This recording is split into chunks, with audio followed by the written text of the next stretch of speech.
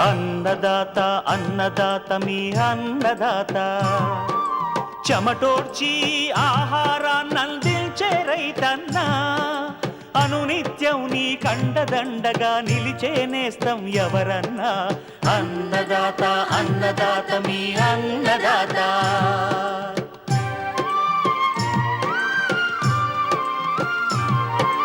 నూతన రీతుల సాగుబడికి నూరింతలు పెరిగే దిగుబడికి సూచనలిచ్చే సస్య రక్షణకు పశు పోషణకి శాస్త్ర విజ్ఞానం అందించి ముందుకు నడిపే తెలుగు రైతు భారతదేశానికి మకుటం అయ్యేలా తీర్చిదిద్దే ఆశయంతో మిమ్ము మేలు కొలిపేది అన్నదాత అన్నదాత అన్నదాత మీ అన్నదాత అన్నదాత అన్నదాత మీ అన్నదాత.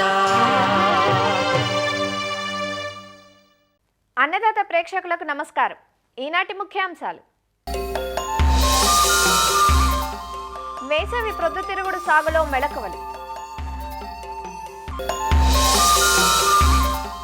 వేసవిలో సాగు చేసుకోదగ్గ పశుగ్రాసాలు,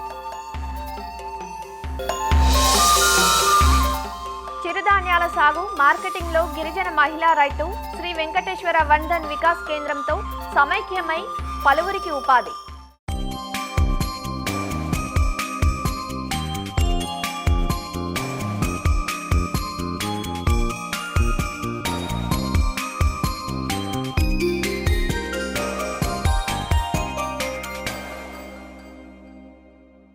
నూనె గింజల పంటల్లో వేరుశెనగ తర్వాతి స్థానం ఆక్రమించింది ప్రొద్దుతిరుగుడు. ప్రొద్దుతిరుగుడును ఖరీఫ్, రబీ, వేసవి ఇలా 3 కాలాల్లోనూ సాగు చేస్తారు. వేసవి పంటగా ప్రొద్దుతిరుగుడును నీటి వసతి క్రింద సాగు చేస్తారు. అయితే ఏ ఒక్క రైతో పంటను సాగు చేయటం కన్నా ఆ ప్రాంతంలోని రైతులందరూ కలిసి పంటను సాగు చేస్తే పక్షుల బారి నుండి పైరును కాపాడుకోవచ్చు. జనవరి 15 నుంచి ఫిబ్రవరి 15 వరకు వేసవి పంటగా విత్తుకునే అవకాశం ఉన్న ప్రొద్దుతిరుగుడు సాగులో రకాల ఎంపిక మొదలు శాస్త్రీయ యాజమాన్య పద్ధతులు పాటించినట్లయితే ఎకరాకు 15 క్వింటాళ్ల అధిక దిగుబడి పొందవచ్చు. వేసవి ప్రొద్దుతిరుగుడు సాగు వివరాలు తెలియజేస్తున్నారు ఆచార్య ఎన్జీ రంగా వ్యవసాయ విశ్వవిద్యాలయం నంద్యాల ప్రాంతీయ వ్యవసాయ పరిశోధనా స్థానం శాస్త్రవేత్త డాక్టర్ ప్రభాకర్. రైతు సోదరులు తప్పకుండా ఈ ఎక్కడైతే గనక నీటి వసతి కింద మనము చూసినట్టయితే గనక వేసవిలో మనము పొద్దుతిరుగుడు సాగును చేసుకోవచ్చు. ఫిబ్రవరి 2వ వారం వరకు కూడా మనము సాగు చేసుకునే దానికి అనుకూలంగా ఉంటుంది. మంచి యాజమాన్య పద్ధతులు ఏదైతే ఉన్నాయో మెలకువలు పాటించి మనము ఈ వేసవిలో పొద్దుతిరుగుడు సాగును చేపట్టినట్టయితే గనక రైతులకు మంచి దిగుబడిని పొందేదానికి ఆస్కారం ఉంది. వాటిలో ముఖ్యంగా మనం చూసినట్టయితే గనక పంట ఏదైతే గనక ఖరీఫ్ పంట గాని రబీ పంట గాని కోసిన తర్వాత 1-2 సార్లు మనము దుక్కిలు చేసుకుని పంట సాగు కోసము సమాయత్తం కావచ్చు. ఫైన్ గా మనము సీడ్ బెడ్ తయారు చేసుకుని రొటావేటర్ వేసుకున్న తర్వాత బోదెలు వేసుకోవాలి. ఈ విత్తుకునే దానికి మనం అనుకూలమైనటువంటి వంగడాలు చూసినట్టయితే గనక NDSS 1012 ప్రభాత్ అనే రకము, ఇది నంద్యాల నుంచి వచ్చేటువంటి రకము. 39 నుంచి 41% వరకు కూడా నూనె శాతం ఉండి ఖచ్చితంగా 20 నుంచి 22 క్వింటాల వరకు హెక్టార్కు దిగుబడినిచ్చేటువంటి రకము. అదేవిధంగా DRSS 1 అనేటువంటి రకం కానివ్వండి, LSS 171 అనే రకం కానివ్వండి, లేదంటే కర్ణాటక హైబ్రిడ్ అయినటువంటి KBSS 44 అనేటువంటి హైబ్రిడ్ సన్ఫ్లవర్ హైబ్రిడ్స్ గాని రైతులకు అనుకూలమైనటువంటి రకాలను మనం ఎన్నుకొని సాగు చేసుకోవచ్చు. హెక్టార్కు 5 కిలోల విత్తనాన్ని మనం సరిపోతుంది. మనము విత్తన శుద్ధి తప్పకుండా చేసుకోవాలి. దీనికి సాఫ్ అనే మందు అయితే ఇంకా 3 గ్రాములు, అదేవిధంగా ఇమిడాక్లోపిరిడ్ అనేటువంటిది గౌచవ్ అనేది దొరుకుతుంది. ఈ మందులను మనము చేసుకొని విత్తన శుద్ధి చేసుకోవాలి. ఈ విత్తనాన్ని బోదెలు వేసుకోవాలి. తప్పకుండా బరువైన నేలలను అయితే కనుక 2 అడుగులకు అంటే 60 సెంటీమీటర్లకు వరుసకు మధ్యలో బోదెలు, తర్వాత తేలికపాటి నేలలకైతే గనక అంటే ఎర్ర నేలల్లో అయితే గనక సాలుకు మధ్య 45 సెంటీమీటర్ల ఎడంతో బోదెలు తోలుకొని విత్తుకోవాలి. 30 సెంటీమీటర్ల ఎడంలో అంటే మొక్కకు మధ్య 30 సెంటీమీటర్ల ఎడంలో ఒక్కొక్క విత్తనాన్ని మనము విత్తి మనం చేసుకున్నట్టయితే గనక మంచి మొక్కల సాంద్రత మనకు వచ్చేదానికి ఆస్కారం ఉంది. దీని తర్వాత మనము చూసినట్టయితే గనక విత్తిన వెంటనే మనము కలుపు రాకుండా 30 రోజుల వరకు కలుపు రాకుండా ఉండాలనుకుంటే గనక పెండిమిథాలిన్ అనేటువంటి స్టాంప్ అని దొరుకుతుంది. దీన్ని మనము 1 లీటరు 1 ఎకరానికి మనము పిచికారి చేసినట్టయితే గనక అన్ని రకాలైనటువంటి కలుపు మొక్కలు 30 రోజుల వరకు రాకుండా మనకు కంట్రోల్ చేస్తుంది. దాని తర్వాత మనము అంతర్కృషి ద్వారా ఈ యొక్క దీన్ని కూడా మనము తీసుకోవచ్చు. తర్వాత మనం చూసినట్టయితే కనుక ఎరువుల యాజమాన్యం ఎంతో కీలకమైనది. ఇది ఎక్కువగా భూమిలో నుంచి సారవంతాన్ని తీసుకుంటుంది కాబట్టి తప్పకుండా 2 సంవత్సరాలకు ఒకసారి పశువుల ఎరువును ఏదైతే ఉందో 2 టన్నులు ఎకరానికి మనము తప్పకుండా వేయాలి. రసాయన ఎరువుల మోతాదును కూడా భూసార పరీక్షల ద్వారా మనము మోతాదు నిర్ణయించుకుంటే మంచి ఫలితాలు ఉంటాయి. అటువంటి లేని పరిస్థితులలో మనము చూసినట్టయితే కనుక హెక్టార్కు 75 కేజీల నత్రజని, 90 కేజీల భాస్వరము, 30 కేజీల పొటాషియం ఇచ్చే ఎరువులను ఈ యొక్క మోతాదులో ఎరువులు అందిస్తే పోషకాలు సరిపోతాయి. వీటికి మనము లెక్కేసుకున్నట్టయితే కనుక నత్రజని ఎరువులలో 30%, తర్వాత భాస్వరం ఎరువులు ఏదైతే 90 కేజీలు మనము హెక్టార్కు చెప్పినామో అది మొత్తము, తర్వాత ఈ యొక్క పొటాష్ ఏదైతే 30 కేజీలు ఉందో దాంట్లో 50%, 50% ఎరువులను మనము ఆఖరి దిక్కులో అందించాలి. నత్రజని ఎరువులు ఏదైతే ఉన్నాయో 30% 30 రోజులప్పుడు ఒకసారి, తిరిగి 55 రోజులప్పుడు పూత దశలో ఉండేటప్పుడు ఈ మిగిలినటువంటి 30% నత్రజని, 50% పొటాష్ ఎరువులు మనం అందించి చేసినట్టయితే గనుక ఎరువుల యాజమాన్యము పూర్తి చేసిన వాళ్ళం అవుతాము. అదే విధంగా మనము ఈ యొక్క పొద్దుతిరుగు పంటకు చూసినట్టయితే గనుక ప్రత్యేకమైనటువంటి పోషకం ఒకటి ఉంది, బోరాన్ అనేది. ఈ బోరాన్ అనేటువంటి పోషకము వేయడం వలన గింజలలో ఫలదీకరణ బాగా జరిగి గింజల యొక్క ఫర్టిలిటీ కానివ్వండి, గింజ బరువు కూడా పెరిగేదానికి ఆస్కారం ఉంటుంది. ఈ బోరాన్ మనము చూసినట్టయితే కనుక 2 గ్రాములు 1 లీటర్ నీటికి మనం హెడ్స్ తడిసేటట్టుగా 50 నుంచి 55 రోజులు పంటకాలం ఉండేటప్పుడు ఒకసారి పిచికారీ చేస్తే ఈ బోరాన్ పోషకం ప్రత్యేకమైనటువంటి పోషకాన్ని కూడా అందించడానికి ఆస్కారం ఉంటుంది. నీటి యాజమాన్యం కూడా మనము మెలకువలు పాటించాల్సి ఉంటుంది. తప్పకుండా మనము విత్తుకునేటప్పుడు మంచి తేమ ఉండేటట్టుగా ప్రీ సోయింగ్ ఇరిగేషన్ అనేది మనం ఒకసారి ఇవ్వాలి. తర్వాత బరువైన నేలలకైతే గనక 2 నుంచి 3 తల్లులు ఈ ప్రీ సోయింగ్ ఇరిగేషన్ కాకుండా 2-3 తల్లతోటి మనం పొద్దుతిరుగు పంటను సాగు చేసుకోవచ్చు. అదే విధంగా తేలికపాటి నేలలు అయితే గనక 5 నుంచి 6 తడులు మనకు అవసరమవుతాయి. ఈ వేసవి పొద్దుతిరుగుడుకు మనము సస్యరక్షణ గురించి ఆలోచన చేసినట్టయితే గనక తెగుళ్లు ముఖ్యమైనటివి. ఒకటి ఆల్టర్నేరియా, తర్వాత ఆకుముడత, తర్వాత ఈ యొక్క పౌడర్ మిల్డ్యూ అంటాము. ఈ 3తో పాటు నెక్రోసిస్ డిసీజ్ అనేది, ఈ 4 రకాలైనటువంటి తెగుళ్లను మనము అరికట్టుకునేదానికి విత్తన శుద్ధి చేసుకోవడము. అదే విధంగా ఎక్కడైతే కనుక ఈ వైరస్ తెగుళ్లు మనం చెప్పుకున్నాము ఆకుముడత ఇటు దానికి తెల్లదోమ రాకుండా థయోమెథాక్సిన్ అనేటువంటి మందులు మనము పిచికారి చేసుకున్నట్టయితే గనక మనము సస్యరక్షణ కూడా చేపట్టచ్చు.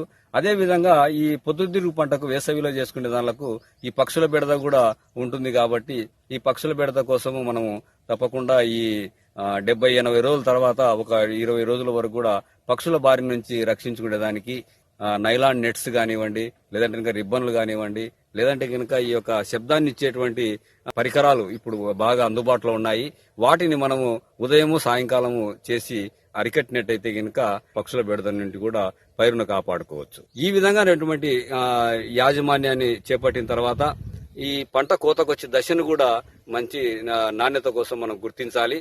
పువ్వు యొక్క వెనక భాగాన్ని చూసినట్టయితే గనక ఆకుపచ్చ రంగు నుండి పసుపచ్చ రంగు కంటే నిమ్మకాయ పండు రంగులోకి మారినప్పుడు అది మంచి కోత దశకు వచ్చినట్టుగా మనము గమనించడానికి వీలుంటుంది. ఆ దశలో మనము కోసుకోవచ్చు. వీటిని మనము 12% తేమ ఉండే వరకు కూడా ఆరబెట్టుకొని మనము మార్కెట్లో అమ్ముకున్నట్టయితే కనుక మంచి దిగుబడి వచ్చేదానికి ఆస్కారం ఉంది.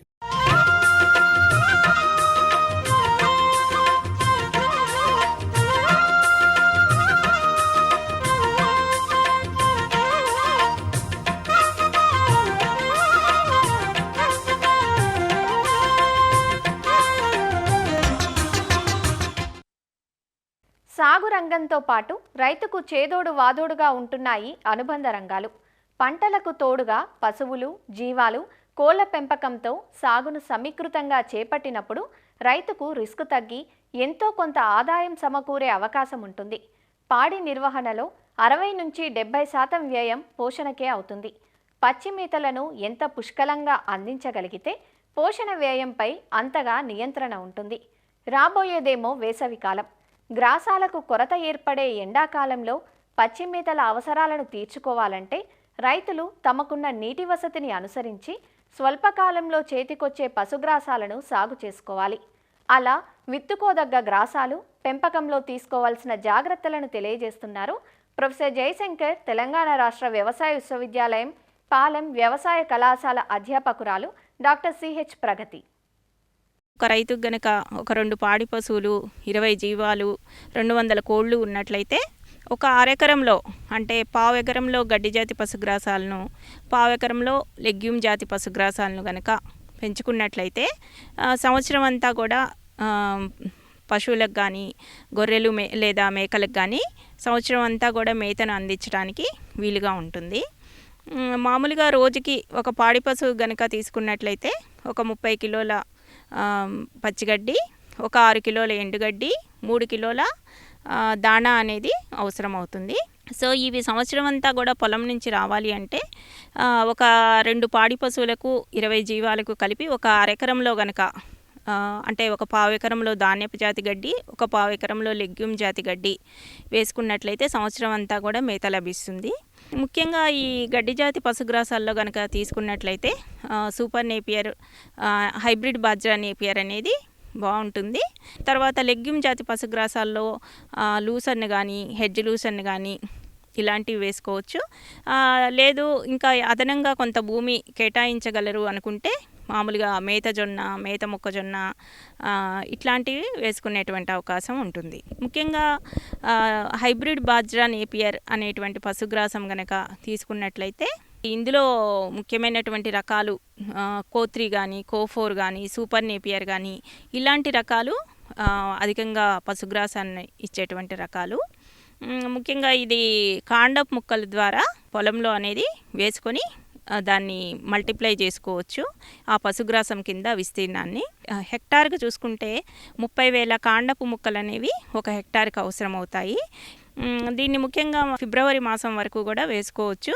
అయితే ఇది బహువార్షిక పశుగ్రాసం. ఎక్కడైతే నీటి వసతి ఉంటుందో ఆ ప్రాంతాల్లో వేసుకోవడానికి అనువుగా ఉంటుంది. దాదాపు మే నుంచి కూడా ఈ కోతలు తీసుకోవడానికి అవకాశం ఉంటుంది. ఈ మధ్యకాలంలో ఎక్కువ మంది రైతులు సూపర్ నేపియర్ అనేది ఎక్కువగా వేస్తున్నారు. దీనికి పొలంలో బోదెలు తయారు చేసుకొని బోదెకు ఒకవైపు ఈ కాండపు ముక్కల్ని ఏటవాలుగా పెట్టుకోవాల్సిన అవసరం ఉంటుంది. ఏటవాలుగా పెట్టుకున్నప్పుడు ఆ కణుపు భూమి లోపలికి వెళ్ళేటట్టుగా ఒక కణుపు పైకి ఉండేటట్లుగా చూసి ఏటవాలుగా పెట్టుకోవాలి. ఇట్లా పెట్టుకున్న తర్వాత మొదటి కోత సుమారుగా 75 రోజులకు వస్తుంది. ఆ తర్వాత కోతలు ప్రతి 45 రోజులకి ఒక కోత తీసుకోవచ్చు. ఇక నీటి వసతి చూసుకున్నట్లయితే నేల యొక్క స్వభావాన్ని బట్టి 10 రోజులకు ఒకసారి తడి ఇవ్వవలసి ఉంటుంది. ఈ హైబ్రిడ్ బాజ్రా నేపియర్ నుండి దాదాపు హెక్టార్కి 250 టన్నుల పశుగ్రాసం అనేది లభిస్తుంది. ఆ తర్వాత ఏదైనా అదనంగా పొలం ఉంటే పశుగ్రాసపు జొన్న, పశుగ్రాసపు మొక్కజొన్న ఇలాంటివి వేసుకోవచ్చు. పశుగ్రాసపు జొన్న తీసుకున్నట్లయితే ఇందులో పలుకోతలను ఇచ్చే రకాలు కూడా ఉన్నాయి. అందులో ముఖ్యంగా CSH 24MF అనేటువంటి రకం చాలా బాగుంటుంది. అది దాదాపు హెక్టార్కి 70 టన్నుల వరకు పశుగ్రాసాన్ని ఇచ్చేటువంటి రకం. జనవరి నుంచి నీటి వసతి ఉన్న ప్రాంతాల్లో మేతజొన్న అనేది వేసుకోవచ్చు.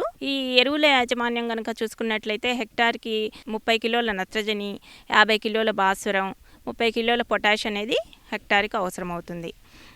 ఆ తర్వాత మేత మొక్కజొన్న ఇది కూడా జనవరి తర్వాత ఎప్పుడైనా వేసుకోవచ్చు.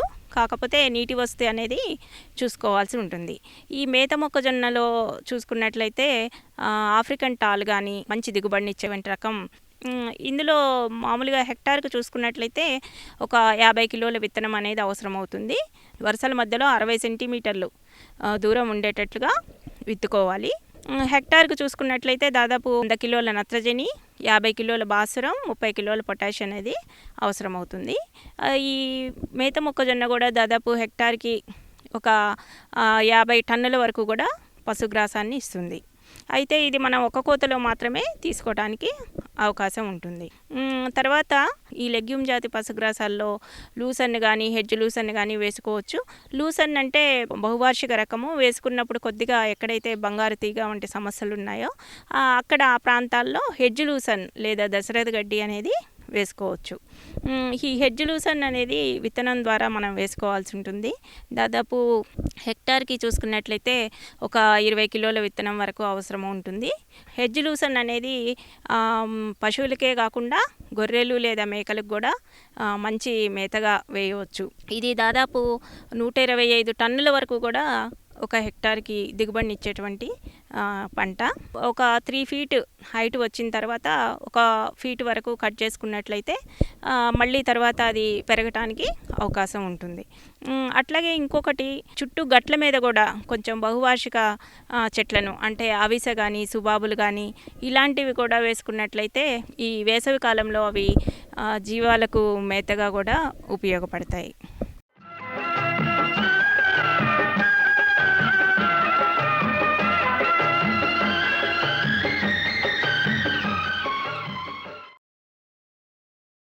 అన్నదాత టోల్ ఫ్రీ నెంబర్ ద్వారా పంటల సాగులో రైతులు లేవనెత్తే సందేహాలకు దృశ్యరూపం మీకోసం.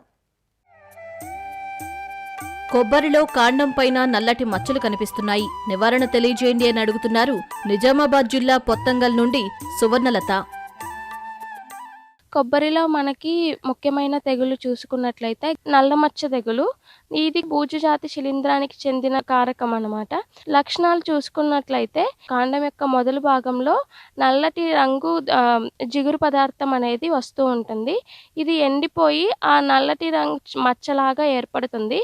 తీవ్రత పెరిగే కొద్దీ కాండం మొత్తం కూడా నల్ల మచ్చలు చారలుగా ఏర్పడతాయి. ఆ నల్ల మచ్చలు వెనకున్న కణజాలం మొత్తం కుళ్ళిపోయి ఉంటుంది. దీనికోసం యాజమాన్య పద్ధతులు చూసుకున్నట్లయితే మొదటిగా ఆ నల్ల మచ్చలు ఏర్పడిన బెరుడు మొత్తం కత్తితో కానీ కొడవలతో కానీ మొత్తం చెక్కివేయాలి. చెక్కివేసిన తర్వాత ట్రైకోడర్మా విరిడేని లేదా కాపర్ ఆక్సీక్లోరైడ్ పేస్ట్ లాగా చేసి ఆ కణజాలం మొత్తం తీసివేసిన తర్వాత ఈ మిశ్రమాన్ని దానికి పోయాలి. లేదనుకుంటే కార్బెండిజం 1 గ్రాము లీటర్ నీటికి కలిపి పిచికారీ అనేది చేసుకోవాలి. ఈ విధంగా మనం సమగ్ర యాజమాన్య పద్ధతులతో నివారించుకోవచ్చు.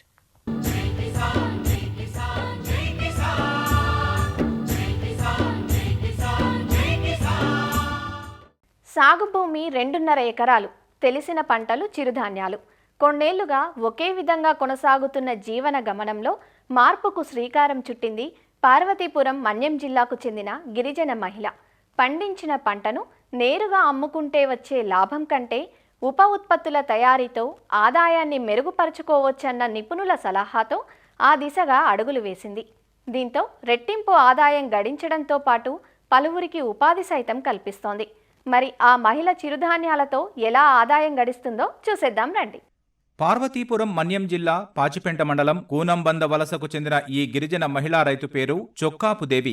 గత 15 ఏళ్లుగా తనకున్న 2.5 ఎకరాల్లో 2 ఎకరాలు చిరుధాన్యాలు పండిస్తోంది. కొర్రలు, సామలు, రాగులు, గంట్లు, సజ్జలు, జొన్నలు, అరికలు, ఊదలను ప్రకృతి వ్యవసాయ పద్ధతిలో సాగు చేస్తోంది. వచ్చిన పంటను మొదట్లో దళారులు, వ్యాపారులకు విక్రయించి నష్టపోయేది. దీంతో సొంతంగా విక్రయించాలని నిర్ణయించుకుని కేవీకే అధికారుల ప్రోత్సాహంతో చిరుధాన్యాల ప్రాసెసింగ్, విలువ జోడింపుపై శిక్షణ తీసుకుంది. రకరకాల ఆహార పదార్థాలు తయారు చేసి నేరుగా మార్కెటింగ్ చేసుకుంటోంది. నాకు 2.5 ఎకరాల భూమి ఉంది. ఆ భూమిలో నేను 7 రకాల మిల్లెట్స్ పండిస్తాను. పండించిన పంటని మామూలుగా అలా అమ్మేసినట్టయితే, ప్రాసెసింగ్ చేయకుండా అమ్మినట్టయితే మాకు ఎటువంటి లాభము రాదు. మా పెట్టుబడే 80,000 రూపాయలు, సంవత్సరానికి 80,000 రూపాయలు అవుద్ది. ఎటువంటి ఎరువులు లేకుండా మేము పండిస్తాము. దాన్ని ప్రాసెసింగ్ చేసి బియ్యం రూపంలో కానీ పిండి రూపంలో కానీ అమ్మినట్టయితే 2 ఎకరాలన్నరకి ఎలా చూసినా సరే 1,80,000 రూపాయలు వస్తుంది. నేను పెట్టుబడి పెట్టిన 80,000 పోగా 1,00,000 రూపాయలు లాభం వస్తుంది. ఆ లాభంతోనే మా కుటుంబము, నాతో పాటు పనిచేసిన వాళ్ళ కుటుంబాలు కూడాను దీని మీద ఆధారపడి బ్రతుకుతున్నాము. ఒక స్టాల్ రూపంలోనూ పెట్టి అమ్ముకోగలుగుతున్నాను. అలాగే ఎక్కడెక్కడ స్టాల్స్ అవుతున్నాయో కిరాణా షాపులకు కావాలంటే కిరాణా షాపులకు అమ్ముతాను. అలాగే మహిళా సంఘాలకు కావాలంటే మహిళా సంఘాలకు అమ్ముతాను. నాతో పాటు 10 మంది మహిళల్ని కూడాను ట్రైనింగ్ ఇచ్చి వాళ్ళతో చేపించి వాళ్ళని కూడా ఒక వ్యాపార అభివృద్ధికి పనికొచ్చేలాగా తీర్చిదిద్దగలుగుతున్నాను. నేను ఒక్కదాన్నే కాదు, నాతో పాటు 10 మంది కూడా బాగుపడాలనే ఉద్దేశంతో నేను యూనిట్ అయితే మాత్రం మొదలుపెట్టాను. 7 రకాల మిల్లెట్స్ కూడాను బయటకైతే వ్యాపారస్తులకి దళారులకైతే అమ్మట్లేదు. ఇప్పటికి నాకు తెలిసి వచ్చి ఇప్పటికి ఎలా చూసినా సరే 15 సంవత్సరాల నుండి నేను చేస్తున్నాను. పాత స్టాకు ఇప్పుడు ఆల్రెడీ వ్యాపారం చేసుకుంటున్నాము, దాన్ని ప్రాసెసింగ్ చేసి ఏ విధంగా అమ్ముకోవాలో కూడా అమ్ముకుంటున్నాము. ఇప్పుడు కొత్త స్టాకు ఆల్రెడీ ఇంటి దగ్గర బస్తాల్లో పెట్టేసి స్టాక్ పెట్టేసి ఉన్నాము. పాత స్టాకు ఎంత మహా అయితే ఎకరాకి ఎలా చూసినా సరే 30 బస్తాలు వస్తాయి. 30 బస్తాలు కూడా ఒక బస్తా తక్కువైనా సరే మేము లెక్క మీద ఎరువులు లేకుండా పండిస్తున్నాం కాబట్టి లెక్క ఎలాగైనా ఒక ఎకరాకి 30 బస్తాలు వస్తాయి. అలాంటిది 2 ఎకరాలన్నరకి 60 బస్తాలు, ఇవి ఒక 15 బస్తాలు, 75 బస్తాలు అలాగ మేము స్టాక్ పెట్టుకొని దాన్ని ఏది కావాలో అది వ్యాపారాన్ని బట్టి ఒక పంటను తీసుకొని ప్రాసెసింగ్ చేసుకొని మేము అమ్ముకోగలుగుతున్నాము. ఇప్పుడు అదే మిల్లెట్స్తోని మేము ఓన్లీ బియ్యమే కాకుండా పిండి కూడా తయారు చేస్తున్నాము. ఏ పిండి ఆల్ మిల్లెట్ పౌడర్ కావాలన్నా చేస్తున్నాము. అలాగే అంబలికి ఇప్పుడు షుగరు బీపీ ఉన్న వాళ్ళకి ఏ పిండితోని కలిపేసి ఇస్తే వాళ్ళకి షుగర్ బీపీ తగ్గుతుందన్న విషయానికి మేము గమనించి మేము శాస్త్రవేత్తలు అంటే రస్తకుంటుబాయిలో ట్రైనింగ్ తీసుకొని అక్కడ వాళ్ళు చెప్పిన శాస్త్రవేత్తలు ఉన్నారు, అక్కడ వాళ్ళు చెప్పిన విధంగా మేము ఇక్కడ ఒక 3 కేజీల సోళ్ళకి 1 కేజీ జొన్నలు, కేజీ గంటలు కలిపేసి ఆడించేసి ఇస్తే వాళ్ళకి షుగరు బీపీ కంట్రోల్ అవుతుంది. ఆ విధంగా మా చుట్టుపక్కల ఉన్న విలేజ్ల వాళ్ళు కూడాను ఆన్లైన్లో కూడాను ఇచ్చుకోగలుగుతున్నాము. మహిళా రైతు దేవి చిరుధాన్యాల సాగు, మార్కెటింగ్ తో పాటు తమ ప్రాంతంలో ఉన్న శ్రీ వెంకటేశ్వర వందన్ వికాస్ కేంద్రంతో సంఘటితమైంది. బృంద సభ్యులతో కలిసి పండించిన పంటతో పాటు గ్రామంలోని ఇతర రైతుల నుంచి చిరుధాన్యాలు కొనుగోలు చేస్తోంది. వీటిని ప్రాసెసింగ్ చేసి విక్రయిస్తోంది. అలానే చిరుధాన్యాల నుంచి జంతికలు, చెక్కలు, వడియాలు వంటి చిరుతిండ్లను ఉత్పత్తి చేసి మార్కెటింగ్ చేస్తోంది. మాకు మా 300 మంది సభ్యులకి 2 లక్షల రూపాయలు కేంద్ర ప్రభుత్వం నుంచి మా వందన్ వికాస్ కేంద్రానికి జమ అయింది సార్. జమ అయితే నుంచి ఆ అమౌంట్తోని మేము మిల్లెట్స్ కొన్నాము. మిల్లెట్స్ కొనేసి మా పండించే పంటల్ని ఎవరు కొనక గిట్టుబాటు ధర లేక పండించడానికి కూడా మా గిరిజన రైతులు వెనకడుగు వేస్తుంటే ఆ మిల్లెట్స్ని మేము కొనుక్కోవాలనేసి మేము 300 మంది సభ్యులను కూడి ఒక తీర్మానం చేసుకొని మేము ఆ మిల్లెట్స్ కొనుక్కొని మేము ఇక్కడ వ్యాపారం పెట్టుకుంటున్నాము. వాటి ప్రాసెసింగ్, మార్కెటింగ్, తయారీ అన్నీ మేమే ట్రైనింగ్ తీసుకున్నాము. కేవీకే రస్తకుంటుబాయిలో కూడా ట్రైనింగ్ తీసుకున్నాము. మళ్ళీ వెంకటేశ్వర వందన వికాస్ కేంద్రం ద్వారా కూడా మేము ట్రైనింగ్ తీసుకున్నాము. ఆ మిల్లెట్స్ని మామూలు ఓన్లీ రైస్గా అమ్మితే గిట్టుబాటు ధర లేదని చెప్పేసి వాటిని పిండిలో తయారు చేసుకొని ఐటమ్స్ తయారు చేస్తాము. జంతికలని, మిక్చర్ అనేసి, మళ్ళీ బిస్కెట్లు, అలాగే అన్ని రూపాల్లోనూ రాగి సంకటి అనేసి ఇవన్నీ తయారు చేసుకొని మేము అమ్ముతున్నాము. ఒకప్పుడు పొలంలో పండించే పంట 30 రూపాయలు ఉండేది. ఇప్పుడు మేము 120 రూపాయలు, 130 రూపాయలు కేజీ రైస్ అమ్ముతున్నాము. ఈ వందన వికాస్ కేంద్రం ఉండడం వల్ల మాకు చాలా మేలు కలిగింది. మేము ఇప్పుడు బయటికి వెళ్ళి 200 రూపాయలు కూలి చేయవలసి వచ్చింది. అటువంటిది ఇప్పుడు మా ఊర్లోనే ఉపాధి కలిగి మేము రోజుకి 300 చొప్పున కూలి చేస్తున్నాము. ఇప్పుడు మాకే కష్టం లేకుండా దీంట్ వల్ల మాకు కొంచెం ఉపాధి మాకు బాగుంది. శ్రీ వెంకటేశ్వర వీడివిక వికాస్ కేంద్రం నుండి మా సభ్యులందరికీ ట్రైనింగ్ పంపించామండి. ఈ ట్రైనింగ్ ద్వారా డిఆర్డిఏ, ఐటీడీఏ, కేంద్ర ప్రభుత్వం నుండి చాలా ట్రైనింగ్లు ఇప్పించి వారికి మిల్లెట్స్ ఎలా కొనుగోలు చేయాలి, ఎలా అమ్మకం చేయాలనే విషయాలు చెప్పడం జరిగిందండి. మాకు సుమారు 2 లక్షలు ఫస్ట్ విడతగా, తర్వాత 2 లక్షలు రెండో విడతగా సుమారు 4 లక్షల రూపాయలు మా వీడివికే వికాస్ కేంద్రానికి రావడం జరిగింది. ఈ డబ్బుతో మేము మాకు అందుబాటులో ఉన్న మిల్లెట్స్ అన్ని కొనుగోలు చేసి వీటి ద్వారా అనేక రకాలుగా మేము వ్యాపారం చేయడం జరుగుతుందండి. గిరిజన మహిళా రైతులకు ఆర్థిక చేయూతనందించేందుకు శ్రీ వెంకటేశ్వర వందన్ వికాస్ కేంద్రం ఎంతో తోడ్పడుతోందంటూ సహకార సంఘం సభ్యులు చెబుతున్నారు. కేంద్రం సహకారంతో మహిళా సంఘాలకు ఆర్థిక చేయూతతో పాటు పలు శిక్షణలు సైతం అందుతున్నాయంటూ వివరిస్తున్నారు. మరిన్ని విభిన్న అంశాలతో రేపటి అన్నదాతలో మళ్ళీ కలుసుకుందాం. నమస్కారం.